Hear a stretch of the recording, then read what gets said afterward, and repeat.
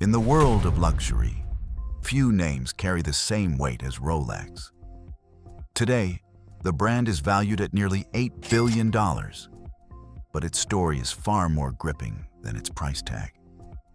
It begins more than a century ago with a boy who lost everything: his family, his inheritance, and his sense of stability. That boy was Hans Wilsdorf, the man who would one day redefine time itself. Hans Wilsdorf was born in 1881 in Kulmbach, Germany, into what seemed like a promising middle-class family. His father ran a modestly successful iron goods business. But tragedy struck early.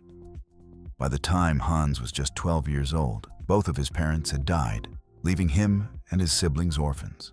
The family business was sold off by his uncles, and Hans was sent to a boarding school. Isolated and often ridiculed for his faith, he felt abandoned. Yet, instead of surrendering to despair, Hans buried himself in study. He excelled in mathematics and languages, mastering French and English, skills that would prove essential later in life. By 19, Hans left for Switzerland, working first at a pearl export company in Geneva, a Swiss watch firm, where he discovered his passion for timepieces. Military service briefly halted his progress, but afterward, he moved to London, taking on greater responsibility in watch sales. Hans gained valuable experience in trade, design, and strategy. But being an employee was never his dream. He wanted independence, a chance to build something of his own. This hunger for success drove him beyond learning the craft. He envisioned creating an empire that would forever change the watch industry. In 1905, he found his chance. With financial support from his brother-in-law, Alfred Davis, Hans co-founded a company in London, Wilsdorf and Davis Limited. Their vision was simple yet ambitious: bring precise, reliable Swiss movements into elegant cases and distribute them to the world. At the time, wristwatches were considered little more than dainty jewelry for women. Men carried pocket watches, bulky and manly, while wristwatches were dismissed as too fragile and inaccurate. But Hans believed differently. He saw potential where others saw flaws. He dreamed of making the wristwatch not only fashionable, but indispensable. His bold prediction was clear: pocket watches will almost completely disappear, and wristwatches will replace them definitively. Hans worked tirelessly, refining designs, experimenting with cases, and ensuring accuracy. In 1908, he registered a new name for the company: Rolex. Short, elegant, and easy to pronounce in any language, the name was destined to become iconic. Within a few years, Rolex began to rise as a brand associated with both precision and style. Soldiers in World War I traded their pocket watches for Rolex wristwatches because they were practical in the trenches. By 1914, Rolex had earned a rare Class A precision certificate from the Kew Observatory in London, proving that wristwatches could be just as accurate as traditional pocket watches. But Hans's brilliance wasn't only in engineering, it was in marketing. In 1926, Rolex launched the Oyster, the world's first waterproof wristwatch.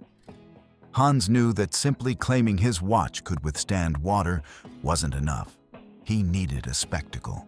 The opportunity came in 1927, when a young swimmer, Mercedes Gleitze, attempted to swim across the English Channel. Hans gave her a Rolex Oyster to wear around her neck during the swim. After more than 10 hours in freezing waters, Mercedes didn't make it all the way, but the watch did. Hans capitalized immediately, taking out a full-page ad in the Daily Mail declaring the Rolex Oyster as the world's first waterproof wristwatch. The public was hooked. From then on, Rolex became synonymous with endurance, precision, and innovation. The company introduced the Oyster Perpetual, the world's first waterproof and self-winding wristwatch, followed by the Datejust in 1945, the first watch to display the date on the dial. Each new model set the standard for the entire industry. Yet behind Rolex's meteoric rise was a man shaped by loss and resilience.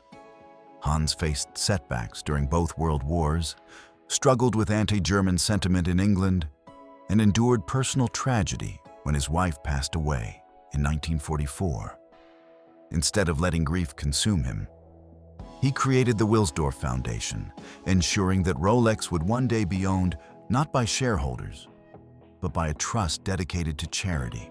To this day, Rolex remains privately held by that foundation, immune to corporate takeovers and public trading. Hans Wilsdorf died in 1960, but his legacy outlived him.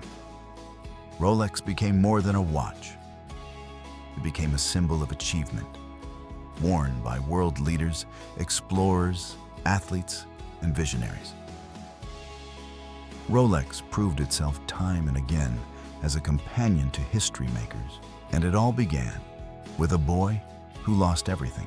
Rolex is not just a watch. It is the story of resilience, vision, and one man's refusal to let hardship dictate his destiny.